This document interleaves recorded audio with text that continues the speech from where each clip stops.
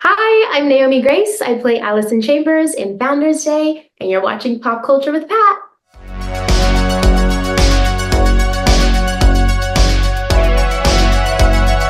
Guys, welcome back to Pop Culture with Pat. So today I'm going to be talking all things Founder Day, the upcoming horror movie that's hitting theaters on January 19th with Allison herself, Naomi Grace. Thank you so much for coming on the show today. Thank you for having me.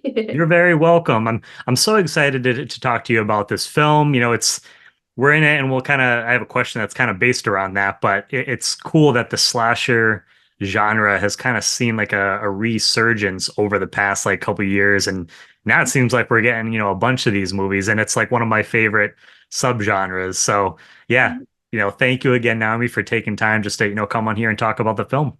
Yay, yay. I'm excited to talk about it, and I'm also happy for the resurgence too. So to start things off, before we kind of, jump into the film, I just wanted to kind of ask you too, what was it about, when did you discover that you had a passion for acting, and how did you kind of, get started with everything? Okay, I've wanted to be an actress for as long as I can remember. My first school play was in fifth grade. It's also the year I decided I was going to move to Los Angeles, and I told everyone in my class, and they're like, "What are you talking about?" I finally moved there like about 13 years later. But I want to say since I was in elementary school, I think I always loved it. I think that I loved telling stories and dressing up as a kid, and that I never grew out of. Yeah, so and that kind of ties, directly, into that. Did you have like, was there any favorite movies that you had as like a kid where you remember watching them or shows and you're just like, that's something that I want to do, or Hmm. Let me think. I'm gonna think specifically about that, but it reminds me of seeing a movie. I watched like one of the Born Supremacy movies with my dad when I was younger, and that's not really like a kid's movie, but I remember being like, I want to do that. I yeah. also thought when you died in a movie, you died in real life. Oh, So I want to be an actress, but I just don't want to have to die in the movie. Like I still want to live. So that's that's silly. yeah, Um, that's hilarious. maybe like Spy Kids also makes you want to be an actor. Yep. Makes you want to be a spy too, though. So I don't know if that counts. Oh yeah, those are, like I said, those were fun films. I remember seeing, some like the original ones when those came out in theaters. I think that might be a silly one to bring up because it's not like a classic film that might inspire a lot of people. But like when you're young, growing up and imagining things and being creative, like that was just the coolest thing ever. So. Yeah, no, I think that totally fits. Like, as a kid, what you like, for films is obviously going to be a lot different compared to, as you get a little bit older. So, Yeah, I there mean, you that completely makes sense. go. Now, so we'll talk about the film Founders Day. So saw the trailer, like I said, really excited to see it. You play Allison Chambers in the film. What was it about the film and just that role that really drew you to the project in the first place? Was definitely the script. When I auditioned, I had maybe the first half, maybe a little less of the script. So I didn't know what happened, but I remember telling my agent, like, I need to know what happens. Like, even if I'm not in this movie, like, I need the second half of it. So I think I just got, lucky that I got the second half eventually, but And they it's always put a good sign, something like where you want to know what happens in the rest of the film. just even as a viewer too. So I think the Bloomquist brothers wrote something really special, and that is what drew me. Can you tell us a little bit about your character, Allison, and kind of where, tell us a little bit about her, but also like where she's at when we first meet her in this film? Sure. She's finishing up high school and she's ready to leave Fairview. It's a small town where she's grown up and is ready for bigger things. She doesn't want to leave her loved ones behind, but she knows that might be part of it.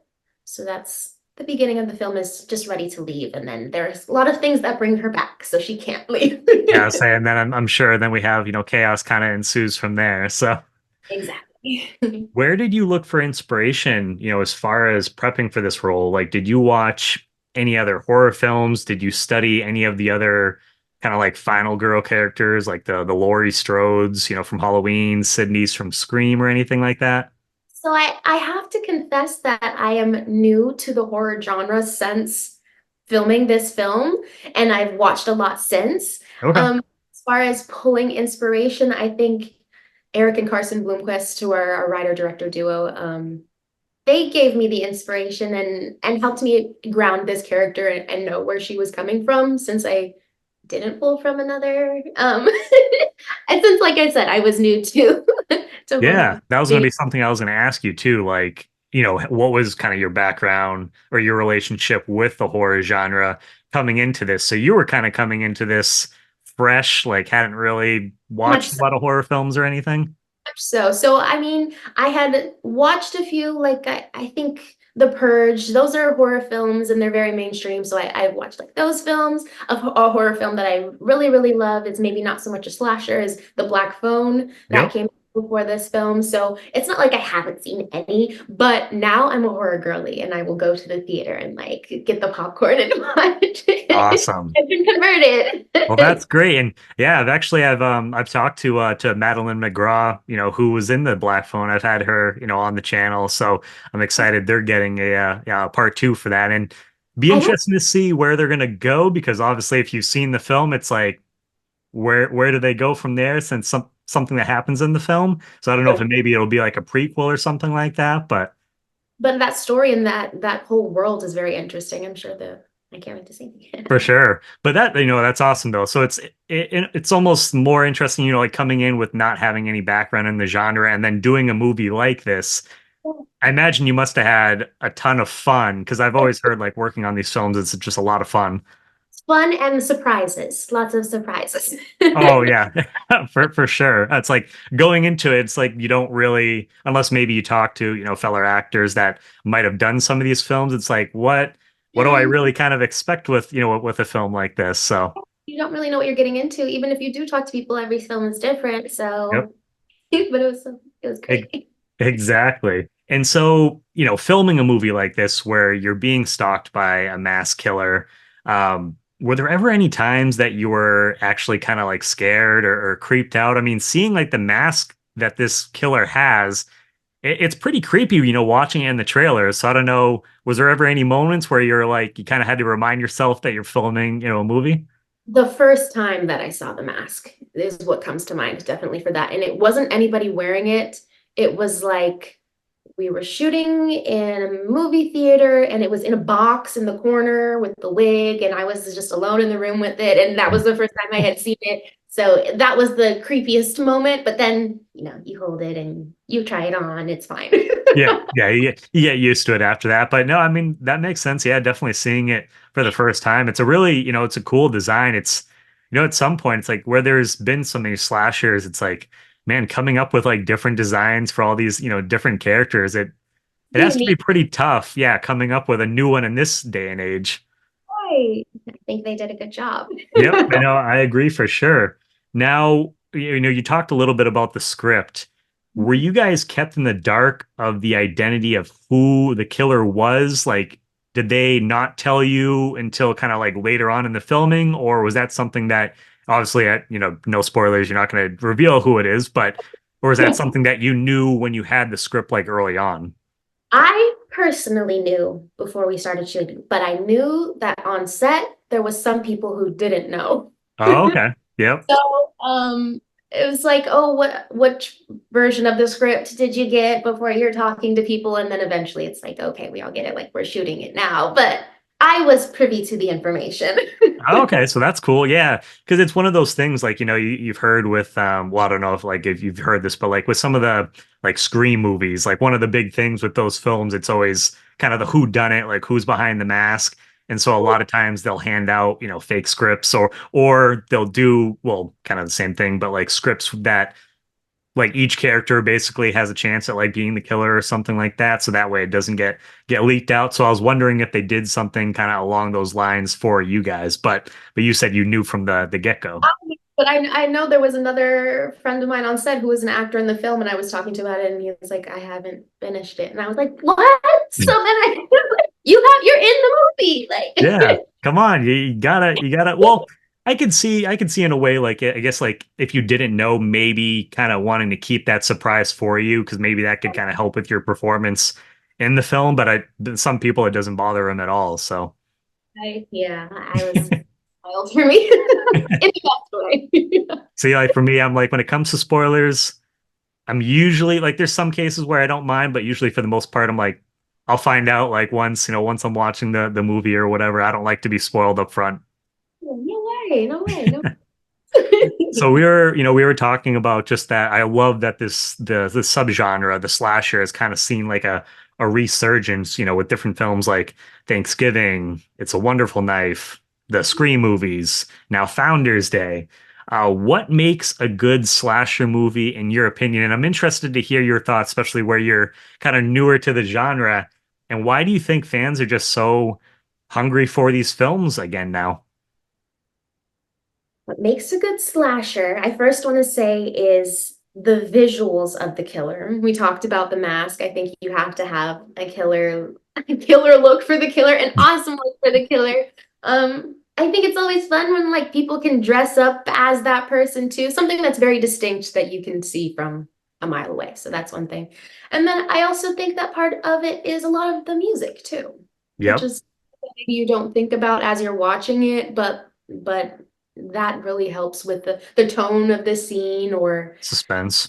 forming suspense and forming you how you should feel or what might happen next. So yeah, those are two big pieces of the puzzle. Yeah. Yeah, I think those are both important aspects. And yeah, I mean, why do you feel as far as just like why do you feel people are like so hungry for these type of movies, coming out now? Well, that's a great question. Because like I said, I'm not used to the being scared for fun, but it is fun. I think that people are wanting to have fun when they're watching films and are wanting to go to the theater more now too, hopefully. So, these big movies or these scary movies on a big screen are even more fun. You have popcorn, you're jumping, and I think people are ready for more films, and we're gonna give it to them. Yeah. No, I think it's one of those things too, like, seeing it with a crowd, Yeah, just getting that like adrenaline rush, but you just kind of get to escape, from like reality for a little bit. And like usually, when you go to a movie, that's kind of like the, thought for me. It's like you're going into like a completely, different world. But I think just like having the fun of, even though it's hard to kind of scare me at this point where it's like I've seen so many horror films, but it's right. still, it's just like it's fun. And then, yeah, obviously having a memorable killer, like a look to the killer is really important. Have you thought about, once this film kind of gets its big release in January, have you thought about the fact that, later on in the year, once we get to like the fall and Halloween, that you might start seeing some of these, people dressing up as the killer, like coming to your house for trick or treating?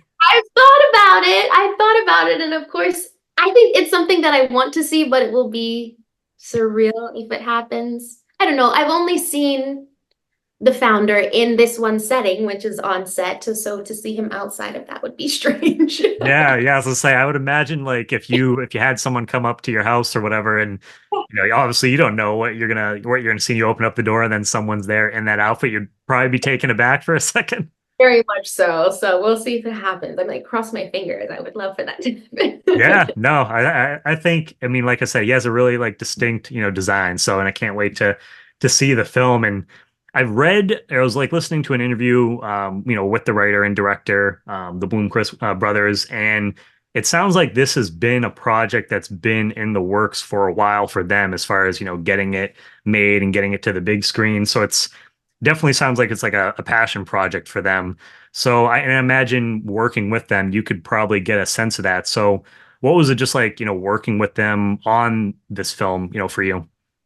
Okay, first of all, super amazing. They have the vision and they also work seamlessly together too. If Eric would be directing, he'd say cut, look to Carson, and then they're like, okay, we're good with that one. And they were always making sure that each other was happy with what was going on. Like you said, this has been in the works for a long time. It's a passion project that they've been working on for over a decade. They made a concept trailer 10 years ago, and now it's finally coming to fruition. So then this is also the first movie that I've ever made. I've worked some in television, but it was a lot of learning from them because they know what they're doing. Yeah, so they kind of have like that they just kind of know what the other ones, thinking. They can read each other's minds. Yeah. which, which makes sense, working together for, for a long period of time. But it's just really cool. I always love when, you hear something like that where it's like it's been a project that's been in the work, like you said, for a decade, and to finally get to see someone release a project like that. And by the way, congratulations on it being like your first, big film as well. You. Yeah, and I think just to add to Eric and adding to the stories of them is I think you maybe don't know what you're getting into when you work with siblings. You have siblings, okay, you're like, I don't know how this is gonna be, but it was so smooth. And that made me happy. I was gonna say, yeah, because yeah, exactly. You never know what's gonna happen. I have a younger brother myself, and it's like, we get along, but it's like, yeah, sometimes, things could happen. You could butt heads or whatever. So I get it going. I'm like, okay, yeah, and you're just like, I'll just let you guys, do it that like over there. there. So, being a big fan of like horror films myself, I imagine that it must be just, so much fun to work on these things. And we've kind of touched on it, a little bit. Can you just talk about like your overall experience of bringing this film to life and working with the rest of the cast and crew? Do you have like any fun stories of kind of just like you guys hanging out on set or anything like that that comes to mind? Hmm. Fun story. Okay, I did. What was the? Okay, I'll do fun stories first. Yeah. I remember hanging out with the cast and crew at Chili's and having margaritas, and then we went to the pool after in Connecticut. That's when we were bonding. There was also a Chipotle right in front of our hotel that we all went to. The very first night that I met Olivia Nikkanen, who plays my love interest in the film, we went to Chipotle and we were there for like an hour. We hit it off, and I think there was also a basement in the hotel. Basement is where they served the breakfast buffet or whatever that we would Yeah. like sit for like hours on our off days just talking. I think that we all just got along very well. Yeah, it's like it's one of those things that I mean, working on a any kind of movie or even like show, it's like you guys kind of become almost like a second family in a lot of, cases because you're seeing these people, so often working with them, for 14, 16 hours or whatever, like per day. So Oh, yeah, and just the first part of it, sorry, was just like yeah, just like the overall experience of just working with everyone on the crew because like obviously you got the writers and directors, but I mean you got everyone else in the cast and stuff like that. So what was it just like working with them and bringing this project to life? it was awesome. And I think that everybody, because we had a small crew, a small cast too, so everybody was working very hard. And Mainframe Pictures, which is Eric and Carson's production company, they've done films before, so a lot of the crew also already knew each other. So when we're talking about like being able to work smoothly and efficiently, I was just watching them work their magic. Yeah, We I'd had say it was kind of like you said, first time being like on like a movie, like doing like your first like big movie. So kind of like a learning experience for you. right, exactly. So we had like I'm shouting out Corey and Cody and Tyler, who were all like professionals and driving me to set in the morning. So The yeah, the important things. exactly. And I saying it must be kind of nice too, like being like your first, film to have kind of like a smaller cast and crew. Because I feel like sometimes doing those projects, they're a little bit, more intimate. You get to interact with more of the people a little bit more, where sometimes if you're on, like a big film set, it's like sometimes like It's you might different. be doing one thing, yeah, and other people, there's just like a bunch of stuff going on. So I think probably like a nice experience for like your first film. Definitely, definitely, because I got to see all of the pieces, and it's a lot of pieces the I, puzzle. I imagine. Now, what was because I believe I saw at least like you guys got to do like one festival. I don't know if you've gotten to do like a couple like already, but what was especially being like your first film, what was kind of like your experience of, going to the festivals, sharing it with audiences, and then do you have any kind of plans for the big release when it comes out on January 19th? Oh, sure. Well, we did do a few festivals. There was one in Miami that the name is escaping me. We did Toronto After Dark Film Festival, and the festival that I attended was Fright Fest, which was in Yep. London. That was my first time out of the country and also my first time seeing the film. And it was so much fun. The screening had over 700 people. I think that Wow. the screen was like 7 stories high. I don't remember how many feet. It was massive. So to see my face on that screen, I like went to an AMC in the US after and I was like, this is such a small screen. Like This doesn't even compare. exactly, exactly. And I also got to see some other horror movies then too. It was a lot of the first half of my trip exploring the city, but then the second half very much Founders Day activities. That's so exciting, and it's cool that yeah, you got to travel and go outside the country. You said first time doing that as well, and yeah, as far as like, are you having like any? Do you have like plans for when it hits theaters on the 19th? As far as like, are you having like any special screenings or anything like that? Or The answer to that is yes, definitely. There will be multiple. So when it comes out on the 19th, the Bloomquist brothers are coming to Los Angeles, and we're gonna definitely see it in a theater there. And then my sister's gonna be out of town that weekend, but she did get to see it with me in London. She has to go to Sundance or something.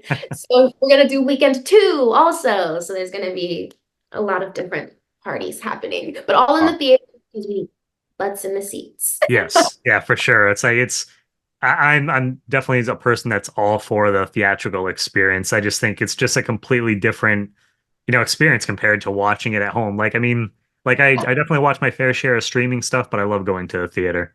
Especially when you have the chance to, because sometimes you don't always have that option. So, Yeah, exactly. Yeah, and especially like so I'm in New Hampshire. Sometimes I have to go a little bit out of it because we're we're a much smaller state compared to, some of the other ones. So it's like sometimes if I want to see certain films, so I'm like I'm hoping Founders Day, like if it's not in the immediate area, there is this one theater that's probably like 30 minutes from me or whatever that they usually get almost everything that I want to see. So I'm like, fingers crossed because I sure. definitely want to see it in theaters, for you guys. Is there, just to kind of like wrap things up, Naomi, is there anything else that you want to say about, the film just in general and then just to the fans out there? Okay. I don't know if this is a funny story or not so funny, but making movies post-COVID, you have to take a COVID test like before the production, blah blah blah. And I almost got replaced for this film because I had a few false positives for COVID testing. Oh, geez. I'm just so happy that I got to make this movie. Yeah, no. Hey, Almost didn't happen. so I can relate to you there. So I've done like some extra work, nothing like major roles or anything, but I've done extra work. And a couple years ago, I was actually I was supposed to work on the Madam Web movie that's coming out this upcoming year, and we had to obviously, we had to do testing. Like it was like multiple times leading up to like when we were supposed to work. And that the week that I was supposed to work, I ended up testing positive for COVID, and so I couldn't work on the film, and I was so bummed. So I'm glad that you were able to, to do it. Yes, me too. They literally were like, we're sending you off to an actual clinic to get tested by a professional. And then I was all cleared, and then we shot the movie. Thank God. So that's the last little tidbit or what I'm thankful for. And I would like to also say to fans that I can't wait for them to see this. They're going to be very scared, but I think that they will also be very satisfied. It'll be So, it'll all be that. fun too. Like once the film, comes out, gets like the wide release too, because then you can kind of start seeing the interaction, with people like on social media. And actually, as far as like social media goes, where can fans keep up with you as far as like your upcoming projects and stuff like that go? You can find me on Instagram at Naomi Graceful. Perfect. Yeah, because I imagine like once, it always happens with, with films. Like once things come out, you start seeing like the fan art, you start seeing like the little video edits and stuff like that. Really so good. So I'm sure that, that'll be exciting. Well, hey, Naomi, again, thank you. It has been a pleasure, talking to you. And I can't wait for the film, when it's hitting theaters January 19th. One of the first, yeah, definitely one of the first like horror movies that I'm aware of coming out for this next year. So make sure you guys go check it out, see it in theaters. Thank you again so much, Naomi. You are welcome back anytime in the future. Thanks, Pat. Take care. Hi, I'm Naomi Grace. I play Allison Chambers in Founders Day, and you're watching Pop Culture with Pat.